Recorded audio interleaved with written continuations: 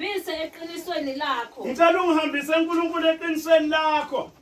Ungifundise ngokuba wena uNkulunkulu wensindiso yami. Ungifundise uNkulunkulu ngoba uNkulunkulu wensindiso yami. Ngilindele wena usuku lonke. Ngilindele wena usuku lonke nayo inkinga ngazi noma wena uyamlindela uNkulunkulu ulindelwa ngani na umbuzo. uNkulunkulu ulindelwa ngokuthandaza. Amen. Angithi Isaka liyangena nje ngubeni namhla. Liyaphuma kulikithi. Angithi lindi uJehova. Uthi uNkulunkulu ngelinye ilanga ushembe uthi ubuyiphatha kahle indlola la kuyo ukuze uNkulunkulu angacuna ukubuza kuwe ngephupho.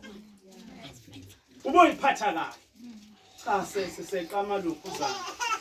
La angeneki samabhluku ezigama indlela yokudlula size sifike embhedeni siyazama.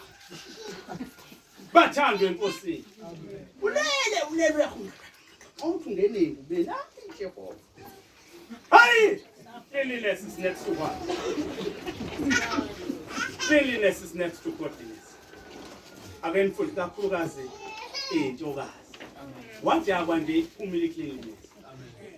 Angiphinde futhi. Wajabwa ihambile cleanliness mntana ngiyakutshela ngiyakuthembisa. Ngoba uthi mawuthi lesawubo uthi lesawubo uphuma bantu ngibongo ngithi. Uthi nje cha.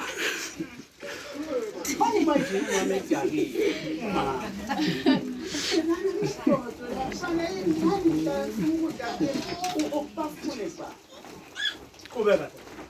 Khumbula Jehova ububele bakho nomusa wakho. Ngicela ukhumbule Jehova ububele nomusa wakho Nkosi. Ngokuba kukhona kwaphakade. Ngokuba kukhona ngokwaphakade. Ungazikhumbuli izono zobusha bami neziphambeko zami. Hawu Nkosi yami ngiyakucela Jehova ungayikhumbuli izono zobusha bami bangakhi abathi mabelotolwa insizwa zakhipha inkomo kaMama. Bangakhi abathi belotolwa insizwa zakhipha inkomo kaMama kanti.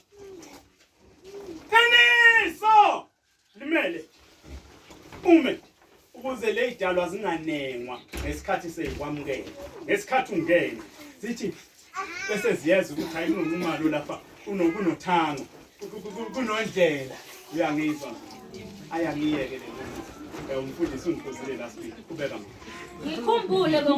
ngikhumbule ngokomusa wakho ngenxa yobubele bakho Jehova. Ngikhumbule ngokomusa wakho ngenxa yobubele bakho Jehova. uJehova kwesinye isikhathi siyamjwayela thina amakholwa simjwayela kabi ngenxa yokuthi unani